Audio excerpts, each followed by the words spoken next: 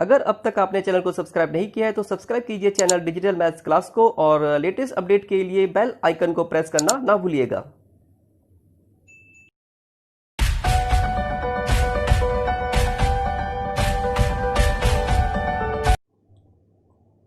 Dear student, स्वागत है आप सभी का आज की क्लास में। चैप्टर 5 कॉन्टिन्यूटी एंड डिफरेंशियबिलिटी में एक्सरसाइज 5.1 को कंटिन्यू रखेंगे। सबसे पहले देख लेते हैं क्वेश्चन नंबर 26। तो ये 26 से लेकर 29 ये क्वेश्चन इस तरह के क्वेश्चन जो है इंपॉर्टेंट क्वेश्चन है, ध्यान दीजिएगा इसमें। तो इसमें मैं आपको एक 26 बताऊंगा, बाकी आप खुद ट्राई करेंगे और कोई दिक्कत होगी तो आप ज़रूर पूछेंगे। ठीक है, तो देखते हैं क्वेश्चन नंबर 26। इसमें में k की वैल्यू निकालनी है। ठीक है, find the value of k so that f is continuous at x equal to pi by 2। और हमें गिवन है कि जो मैं फंक्शन गिवन है f ये कॉन्टिन्यूस है, सतत है at x equal to pi by 2 पर। ठीक है, और हमें फंक्शन गिवन है f of x is equal to, यहाँ पे फंक्शन दो तरीके से डिफाइंड है। f of x is equal to k cos x upon pi minus 2x if x not equal to pi by 2। ठीक है, अगर x पाई बाई 2 के इक्वल नहीं है तो f ऑफ x इक्वल है k cos x upon pi minus 2x and f of x is equal to 3। कब? If x is equal to pi by 2। ठीक है, और जब x पाई बाई 2 के इक्वल है then f of x is equal to 3। ठीक है, तो पाई बाई 2 पे फंक्शन अलग अलग तरह से बिहेव कर रहा है और हमें यहाँ पे गिवन है कि ये पाई बाई 2 पे कॉन्टिन्यूस है। ठीक है, और k की वैल्यू निकालनी है। तो k की वैल्यू निकालनी है तो इक्वेशन बनेगी, और इक्वेशन बनाने के लिए कंडीशन गिवन है it is continuous at x equal to pi by 2। ठीक है, और कॉन्टिन्यूटी के लिए अगर किसी फंक्शन किसी पॉइंट पे कॉन्टिन्यूस होता है तो उस पॉइंट पे left hand side limit, right hand side limit और उस पॉइंट पे फंक्शन की वैल्यू तीनों इक्वल होती है। ठीक है, तो सबसे पहले इसमें देख लेते हैं left hand side limit at x equal to pi by 2। Left hand side limit is equal to limit x tends to pi by 2 negative f of x equal to limit x tends to pi by 2 negative. Pi by 2 negative means pi by 2 से कम, और पाई by 2 से कम होने का मतलब है not equal to pi by 2, है ना। और जब x की value not equal to pi by 2 है then f of x is equal to k cos x upon pi minus 2x। ठीक है, इक्वल टू x की जगह पे आ जाएगा पाई बाई 2 माइनस h और लिमिट हो जाएगी h टेंड्स टू 0। उसको कई बार हम डिस्कस कर चुके हैं। ठीक है, k cos x की जगह पे pi by 2 minus h upon pi minus 2 x की जगह पे pi by 2 minus h equal to limit h tends to 0 cos pi by 2 minus h। Pi by 2 minus h होता है फर्स्ट क्वाड्रेंट, और first quadrant में सारे t ratio positive होते हैं, इसलिए यहाँ पे और पाई बाई 2 के लिए क्या होता है cos साइन में, साइन cos में कन्वर्ट होता है। तो यहाँ पे हो जाएगा k साइन h। ये अपने 11th क्लास से पढ़ा हुआ है सारा। ठीक है, पाई, चलो यहाँ शॉर्ट कर लेते हैं। 2 की इंटू इसके साथ होगी तो 2 से 2 कैंसिल होगा, pi minus pi minus minus plus 2h, pi से पाई कैंसिल हो गया। ठीक है, limit h tends to 0 k sine h upon 2h।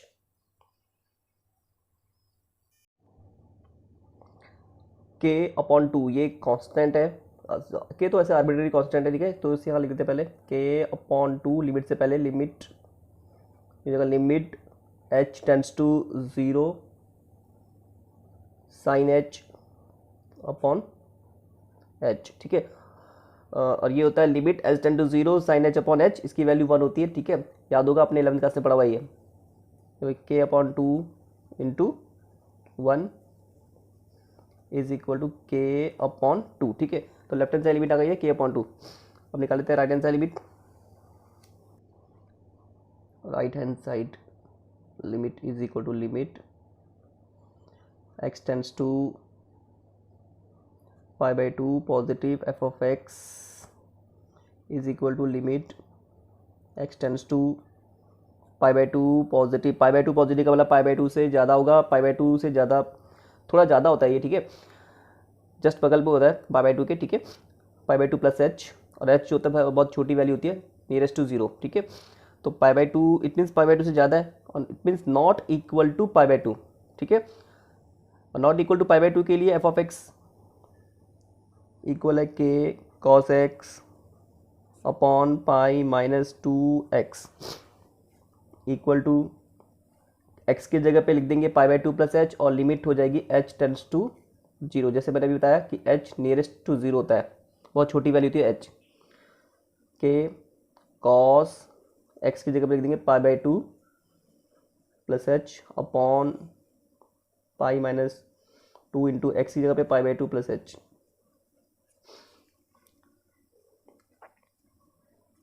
Limit h tends to zero के cos pi by two plus h. तो पहले हमें साइन देखना होता है। Pi by two plus h का मतलब होता है सेकंड क्वाड्रेंट, और सेकंड क्वाड्रेंट में कॉस की वैल्यू नेगेटिव होती है, और पाई बाई टू के लिए कॉस साइन में चेंज आएगा, ठीक है। तो यहाँ पर हो जाएगा minus sine h, minus sine h upon pi, two की इंटू के साथ होगी, टू से टू कैंसिल होगा, minus pi minus two h, pi से पाई कैंसिल हो गया, ठीक है। हो जाएगा limit h tends to zero minus के sine h upon minus two h, ठीक है। माइनस से माइनस कैंसिल हो गया, ठीक है। K upon two, k arbitrary constant है, टू कांस्टेंट है, इससे पहले देंगे k upon two, limit h tends to zero sine h upon h, ठीक है। और limit theta tend to zero sine theta upon theta, इसकी वैल्यू 1 होती है, is equal to k upon two into 1 is equal to k upon 2, ठीक है। Left hand side limit right hand side limit दोनों equal है। अब function की value at x equal to pi by two, ठीक है। फंक्शन की value निकाल देंगे at x equal to pi by two. X equal to pi by two पे फंक्शन की वैल्यू है 3, ठीक है। तो यहाँ पे एफ ऑफ एक्स की जगह पे 3 लिख देंगे, इक्वल टू 3, ठीक है। और हमें कंडीशन गिवन है function is continuous at x equal to pi by two. तो इसलिए पाई बाई टू पे left hand side limit, limit x tends to pi by two negative f of x is equal to right hand side limit at pi by two, limit x tends to pi by two positive f of x is equal to value of function at pi by two, ठीक है। Left hand side limit k by two, right hand side limit भी क्या थी k by two, equal to pi by two function की value 3, ठीक है। ये तो सेम है, तो इसको इक्वल कर देते हैं, इक्वेशन बन जाएगी hence k upon two is equal to 3, cross पड़ जाएगा तो के इज इक्वल टू 6, ये आ गई के की वैल्यू, ठीक है। तो इस तरीके से करना होता है, इजी क्वेश्चन है। बाकी इसी तरीके से 27, 28, 29 है, वो आप खुद ट्राई कीजिएगा, ठीक है। और कोई दिक्कत हो तो पूछ लीजिएगा। Next question number 30, find the value of a and b such that function defined by f of x. यहाँ पे फंक्शन 3 तरीके से डिफाइंड है, f of x is equal to 5 if x less than equal to 2, f of x is equal to a x plus b if x greater than 2 and less than 10, and f of x is equal to 21 if x greater than equal to 10 is a continuous function, ठीक है। ए और B की value निकालनी है, और मैं given है कि जो फंक्शन है ये कॉन्टिन्यूस फंक्शन है, मीन्स अपने डोमेन के सारे रियल नंबर पे ये कॉन्टिन्यूस है, ठीक है। तो ए और बी दो अननोन क्वांटिटी है, मीन्स दो वेरिएबल समझ लो, है ना। तो दो इक्वेशन हमारे पास होनी चाहिए, ठीक है। तो दो इक्वेशन कैसे बनेगी, हमें कंडीशन गिवन है कॉन्टिन्यूस फंक्शन है, तो ये सारे रियल नंबर पे कॉन्टिन्यूस होगा, ठीक है। अब यहाँ पे देखिए फंक्शन का जो बिहेवियर है 2 पे अलग अलग है। 2 से पहले f of x is equal to 5 है, और 2 के बाद f of x is equal to a x plus b है, ठीक है। तो क्योंकि 2 से पहले फंक्शन अलग तरीके से डिफाइंड है, 2 के बाद फंक्शन अलग तरीके से डिफाइंड है, ग्राफ अलग अलग होगा, और इस वजह से हो सकता है कि ब्रेक आए। लेकिन क्योंकि यहाँ पे गिवन है कॉन्टिन्यूस है, तो इसलिए 100% 2 पे क्या होगा, कॉन्टिन्यूस होगा। और इसी तरीके से 10 पे भी फंक्शन का बिहेवियर 10 से पहले फंक्शन है f of x is equal to a x plus b और 10 के बाद फंक्शन है f of x is equal to 21। तो हो सकता था कि 10 पे हो सकता था डिसकंटिन्यूस होता, लेकिन क्योंकि हमें यहाँ पे कंडीशन गिवन है f of x is continuous, इसलिए यहाँ पे 10 पे भी क्या होगा, कॉन्टिन्यूस होगा। तो यहाँ पे 2 पे भी कॉन्टिन्यूस है और 10 पे भी कॉन्टिन्यूस है।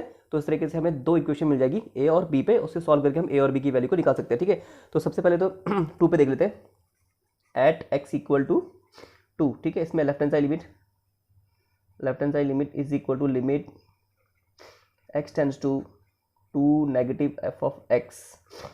2 नेगेटिव को है 2 से कम और एक्स की वैल्यू 2 से कम है, then f of x is equal to 5। ठीक है, तो बहुत ईजिली आ गया left hand side limit.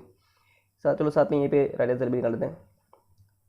Right hand side limit x tends to 2 positive f of x. 2 positive means 2 से थोड़ा ज़्यादा, और 2 से ज़्यादा मीन्स अगर x की वैल्यू 2 से ज़्यादा है then f of x equal to limit x tends to 2 positive a x plus b. ठीक है, इक्वल टू लिमिट x की जगह पे 2 प्लस h आ जाता है, और h बहुत छोटी वैल्यू होती है, नियरेस्ट टू 0, कई बार इसके बारे में बात कर चुके हैं, प्लस b, इसलिए यहाँ पे क्या होता है लिमिट h टेंड्स टू 0 हो जाएगा। h की वैल्यू सब्स्टिट्यूट कर दीजिए यहाँ पे, तो ये आ जाएगा, यहाँ पे 0 रखेंगे तो ये आएगा 2a प्लस b। ठीक है, ये आ गई राइट हैंड साइड लिमिट। और 2 पे फंक्शन की वैल्यू वैसे जरूरत नहीं है, चलो लिख देते हैं वैल्यू फंक्शन एट 2। तो व्हेन x इक्वल टू 2, तो x इक्वल टू 2 के लिए f of x equal to है 5। तो हमें क्योंकि कंडीशन गिवन है फंक्शन इज कॉन्टिन्यूस, तो ये क्या होगा 2 पे भी कॉन्टिन्यूस होगा। F of x is continuous function, सतत फलन है ये, continuous function at x equal to 2, hence 2 पे left hand side limit x tends to 2 negative f of x is equal to limit 2 पर right hand side limit x tends to 2 positive f of x is equal to value function at 2 पे left hand side limit 5, right hand side limit 2a plus b equal to 5। तो ये हमारे पास equation बन गई 2a plus b is equal to 5, ये एक first equation बनी। ठीक है, इसी तरीके से आप 10 के लिए चेक करेंगे और उस पर एक और इक्वेशन हमारे पास बन जाएगी। ठीक है, तो 10 पे लेफ्ट हैंड साइड लिमिट आ गई है 10a प्लस बी, और राइट हैंड साइड लिमिट आ गई है 21, ये आप कर लेंगे इजीली। और 10 पे function value then x equal to, देखो x equal to 10, then f of x is equal to 21। तो 10 पे फंक्शन वैल्यू 21 है। ठीक है, तो हमें फंक्शन गिवन है कि फंक्शन कॉन्टिन्यूस है, तो ये 10 पे भी कॉन्टिन्यूस होगा, since function is continuous function, continuous है तो 10 पे भी कॉन्टिन्यूस होगा, continuous at x equal to 10, hence left hand side limit x tends to 10 negative f of x, right hand side limit at 10 limit x tends to 10 positive f of x is equal to f of 10। तो left hand side limit 10a plus b, 10a plus b is equal to right hand side limit 21 और 10 पे function value 21। तो ये equation बन गई 10a plus b is equal to 21। ठीक है, तो ये दो इक्वेशन बन चुकी है हमारे पास। ए और बी पे लीनियर इक्वेशन है। कोई सा मेथड अप्लाई कर सकते हो, एलिमिनेशन मेथड ज़्यादा बेटर होता है। ठीक है, तो एलिमिनेशन मेथड से कर लेते हैं, दोनों इक्वेशन को सॉल्व कर लेते हैं। ठीक है, और ए और बी की वैल्यू आ जाएगी।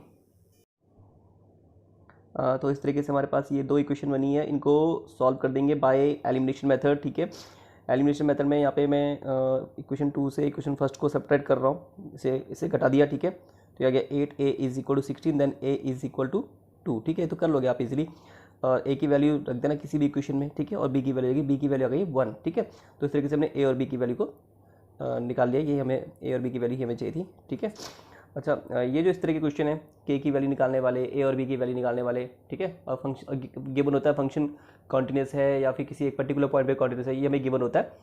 तो इस तरह के क्वेश्चन इंपॉर्टेंट है, इनकी प्रैक्टिस कर लीजिएगा अच्छे से। ठीक है, अब ये क्वेश्चन है 23, 24, 25। ठीक है, तो उसमें से मैं 23 आपको बता रहा हूँ, 24 और 25 आप इस तरीके से कर लेंगे। ठीक है, और वैसे हमने इस तरह का क्वेश्चन करा हुआ है, तो जल्दी से इसको देख लेते हैं। Find all points of discontinuity of f where f of x is equal to, यहाँ पे फंक्शन हमें दो तरीके से डिफाइंड है, if x less than 0 then f of x is equal to sin x upon x, and if x greater than equal to 0 then f of x is equal to x plus 1। तो यहाँ पे हमें इसका discontinuity का point बताना है कि कहाँ पे किस पॉइंट पे फंक्शन डिसकंटिन्यूस है, ठीक है। हमें यहाँ पे असांतत्यता के बिंदु ज्ञात करने कि किस बिंदु पर फंक्शन असतत होगा, ठीक है। तो सबसे पहले देखो जीरो पे फंक्शन का जीरो पर फंक्शन अलग तरह से बिहेव कर रहा है, जीरो पर फंक्शन अलग तरह से डिफाइंड है, ठीक है।